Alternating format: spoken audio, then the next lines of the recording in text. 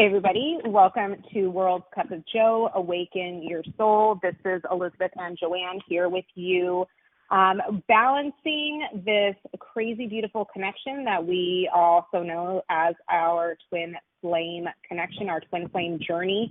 If you are new to this channel, welcome. We hope that you find resonance in our messages. We aim to always share the truth in this journey.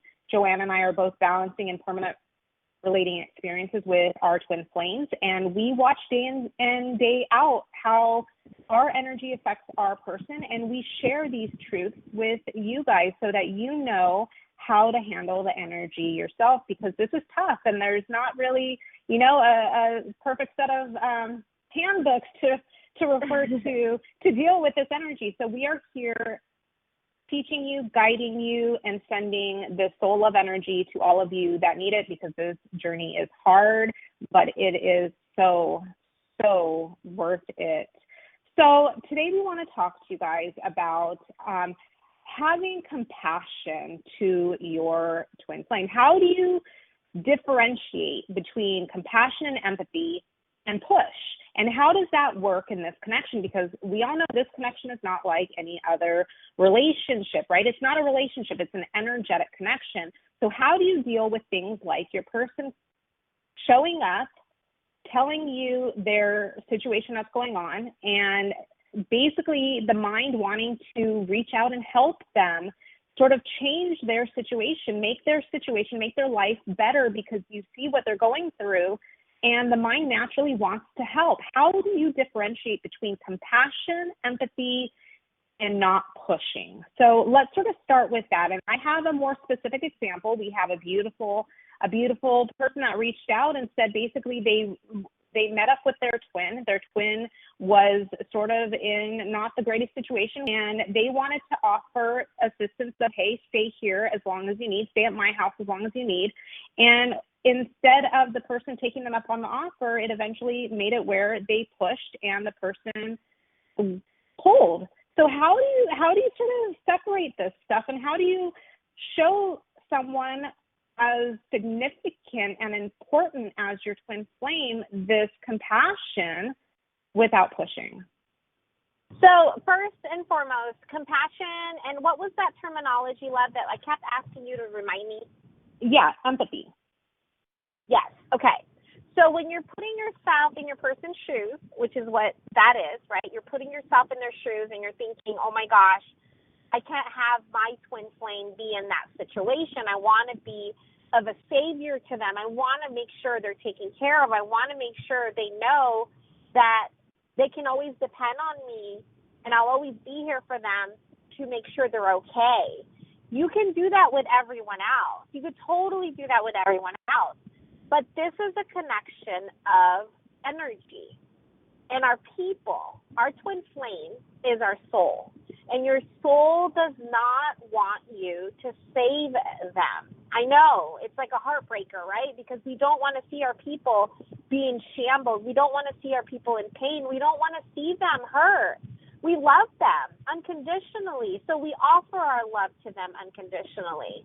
But when you are in this place where you want to put yourself in the shoes of your person, you are putting yourself in the energy of mine. I know we think like, okay, empathy is you being empathetic towards them, but that's what you're doing. You're putting yourself in their shoes and you're trying to figure out how you can help them, which is in a byproduct, pushing them further away because your twin flame doesn't want you to save them. Your twin flame does not want you to help them.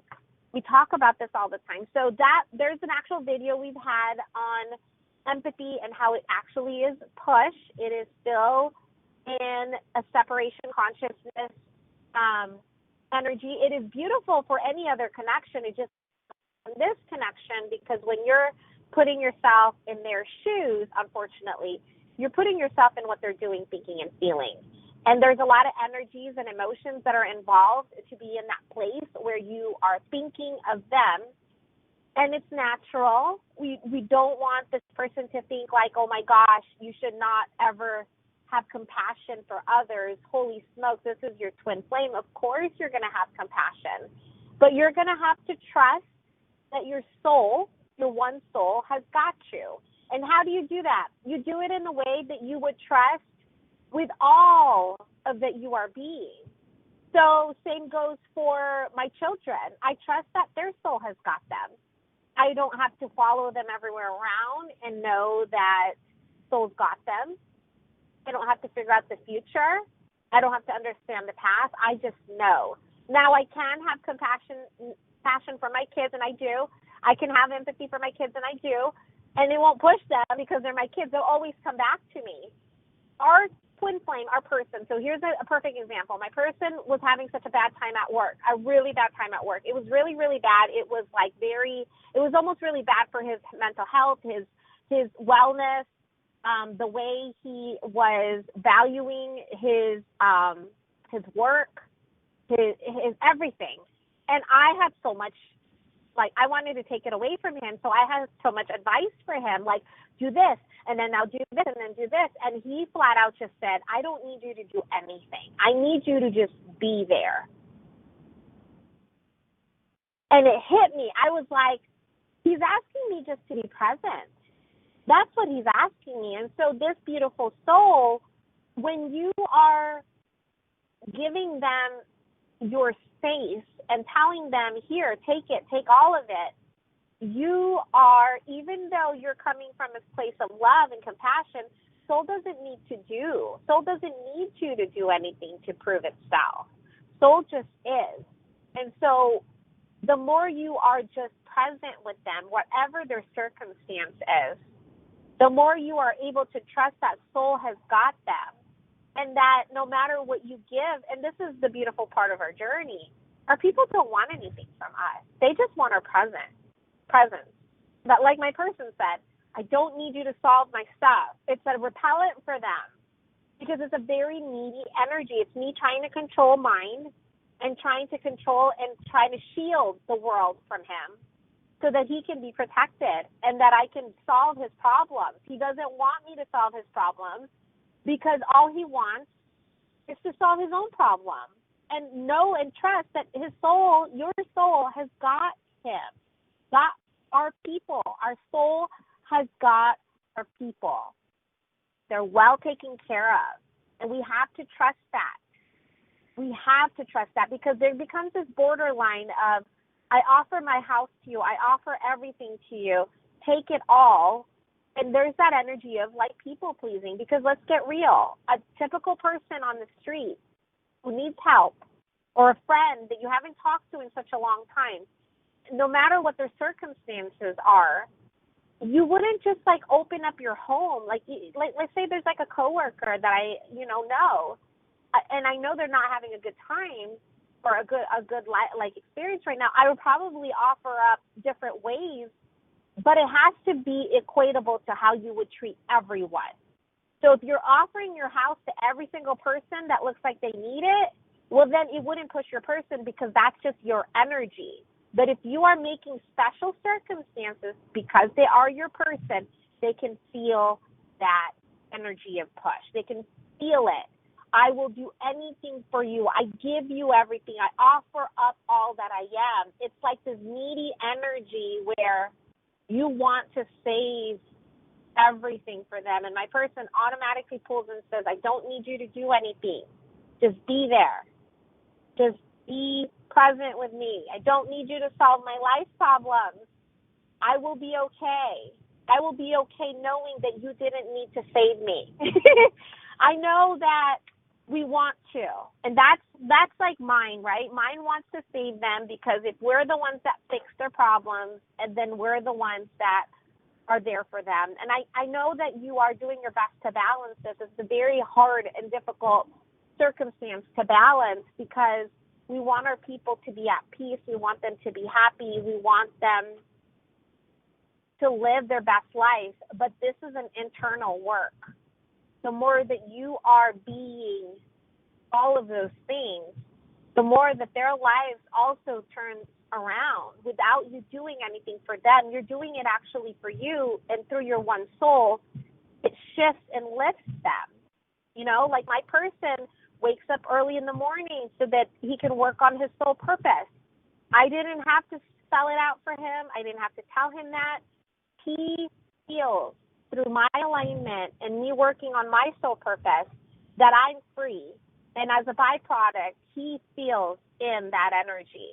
So you get to give all the love, all the attention, all of the effort, all of the cradling that you want to give your person. My love, give that back to you. And that will never push them because they can feel the love. They can feel that home safe, like, place to be in where they're not judged, where they don't need you to do anything for them. They're simply accepted as they are in however way they can come. They would because of the energy, whenever the energy is the way it is through addictive energy, they would rather make it to where you're the last person they call. I know that's hard. It's really hard to kind of swallow that. Why would I be the last person they call? Well, when you're in addictive energy, when you're in this energy where you need to do anything for your person, it is a repellent. So my person who was having a hard time at work, it was avoiding coming home for me to, like, expel all of that energy out to him because he's already going through his own crap. They are dealing with their own stuff. Allow them to work through the stuff they need to work through and know that their soul, your one soul, has got them. And through that knowing, you don't need to push in ways to save your person. Soul saves your person through you.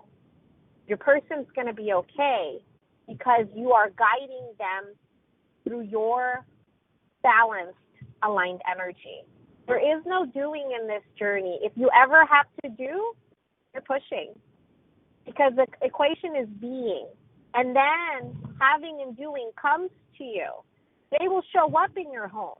They will ask to see you. They will find their way back to you because that is what soul is drawing in through them from you. What do you think, Lev?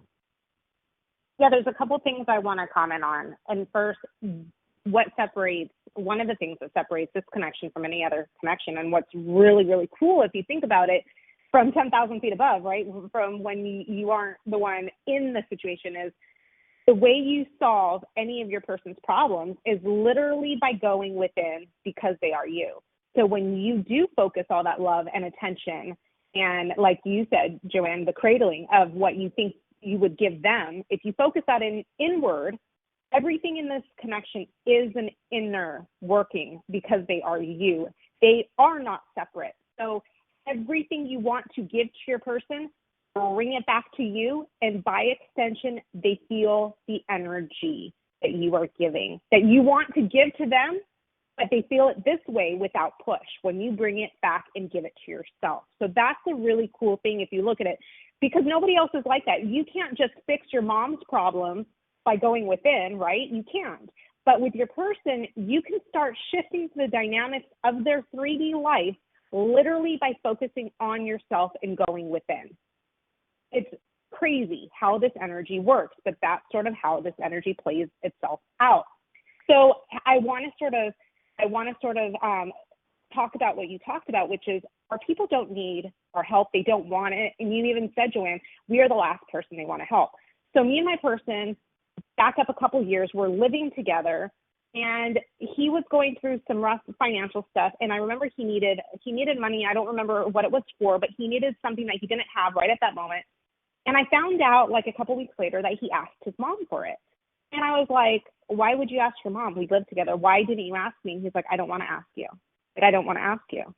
And now when we're just talking about that, Joanne, it like brought up that conversation from all those years ago. And I was like, I get it. I get it now. I didn't understand it then, but I would have literally, when I met my person, and like I said, I know my energy has literally changed my person's life. He is now living his best life because of the changes I implemented within myself. And everything in his 3D has sort of changed in effect because my 3D has shifted. And so when I first met him, he was not in the best of positions in health and finances and a lot of things. And we don't ask for the situations that soul gives us. They just, soul just is what it is. And you have your own things that are coming up through your person, right? So anyways, I would have literally given my last penny for my person if he needed it. I would have done anything for my person. And I'm going to say, I would not do that for anybody else. And so when you say, Joanne, you have to treat your person the way you would consistently with everybody else, otherwise it becomes push, you're absolutely right. And so for my example, like I said, my person, if he needed $8,000, he didn't. But if he did, I would have drawn out every $8,000 I had in my bank account to give him right then and there, no questions asked, like happily, let me give it to you. But if a coworker, if a friend, even if a family member came and said, hey, I need $8,000, that was a lot of money for me. I would not have done it. I would have been very, very just really disturbed by that request, and I would have battled it in my head, but I wouldn't ultimately have given it to somebody else. And I know that sounds, crazy, but that's how we are with our people. We will literally give them anything and everything and all that we have, whether we've known them for a day or whether we've known them for 30 years. It doesn't matter. We would do anything for our twin flames. That's how this dynamic plays out. But if you are doing it out of the ordinary of how you would normally handle these type of requests from anybody else, then you are pushing. But if you're doing it consistently across the board for anyone that comes up to you and wants that same thing, and you're doing that, it's not push, because like you said, Joanne, that's just you, and that's just how you would act. Yeah, for everyone. Exactly. So let me just get more specific on the energy. So we have PFs that sometimes say their person asks them for help, like ask them for money or ask them for things, right? That is you still in a balanced energy where they can ask you for help. Because look at the example Elizabeth was saying. Her person is never going to ask her for money and will do anything to not have to ask for money. But if there are dynamics where your twin flame asks, you could still push by giving them money. You could still be like, oh, okay, they're asking me because I'm balanced. But if you were someone that would never give money to everyone else, but because it's your twin flame, you give it to them, that would be, in a sense, still pushing out because you're people-pleasing. And the way you treat your twin flame is the way you would balance all of the doing for everyone. Just like someone who has a TF that asks for friends with benefits. Well, are you like that with everyone else? No. Well, then it's a no for your person, and you're balanced in it to where you don't need to give them anything at all. You don't need to give them a place in your home. You don't need to give them your body. You don't need to give them anything to prove the love that you are. And if mine has any doubt that it has to do something, because we put our people on our pedestal, right? So we feel like we have to give them everything, and it's complete opposite. Your person doesn't need your presents like gifts, right? I gave the hell out of gifts to my person, which is all push, by the way. They don't need your presents. They don't need your gifts. They don't need any of that stuff. What they need is your presence. They need your alignment with soul. They don't know that. They don't know that. So the way that they can show you is through the energy. And they might not be able to tell you flat out, like my person said, I don't need you to solve my stuff. I just need you to be there. But they are asking a form of balanced energy from you. Just like this beautiful soul, they're able to communicate with their person. So you're able to balance enough to where you're not pushing them away entirely. But every time you communicate, you're trying to do stuff for your person. And this is not a regular relationship where you're going to solve all of your person's problems. And you're going to be their savior. And you're going to make it all go away. You're going to kiss it all away, right? This is going to be of an energetic connection to where you are simply being in this energy. I want to sort of, because the next question that this person could ask is, well, how could I have handled this situation better? And I'm going to say right now, when my person comes to me and he has issues now, I just listen and am present And a lot of times I don't even respond. I just give him my attention. I allow him to talk. And so I would say going forward, if something like that arises again with your person, just listen and be. They always will lead with what they need or want. Really, they're always going to lead the dynamic, right? They will always tell you what they need or want. You don't need to offer, you don't need to do. All you need to do is be present. So just listen and really remind yourself in that presence, I'm not going to judge the situation. I'm going to be neutral. I'm going to be unbiased. I'm going to not have expectations, and I'm not going to have preferences, and I'm going to just be with them. That's how I would say to handle that specific situation differently. Yeah. It's 100% present being, no judgment, no expectations, no preference. It is trusting that your soul has got you and your soul has got them. You have to trust that your soul has got them because your soul is powerful, my love. Trust that your soul has got both of you because you don't need to do anything. You just have to be. And this is a connection of being. Even if it's hard to be, when we want everything for our person, we want the world for our person because we love them so much. But the way that we can share that love is to be love. Emulate the love that you are. And that will allow them to be in your space and share in the oneness where the external and the stories, none of it is relevant. You're both experiencing that one wholeful energy of soul. It's like enough, right? It speaks enough for both of you.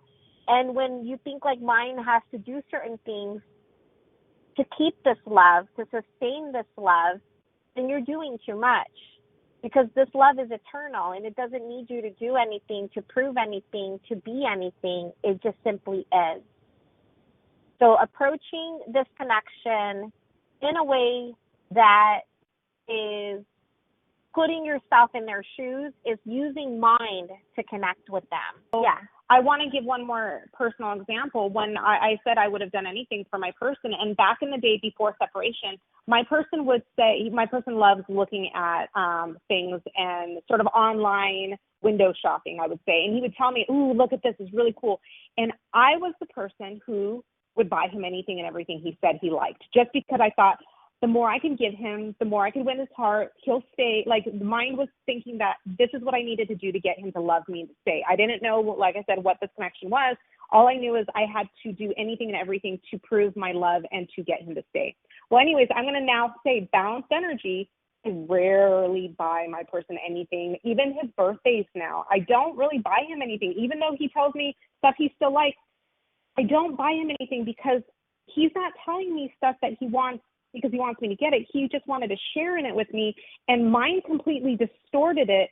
And now I know 100% I don't need to buy him anything for him to say he's here because he loves me. There's nothing for me to do to prove myself. So therefore, I get to just enjoy and be with him when he shares these things that he really likes and wants to share with me.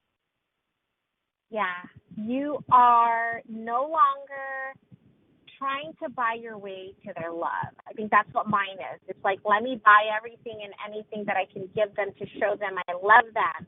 Your person does not need your presence. They need your presence.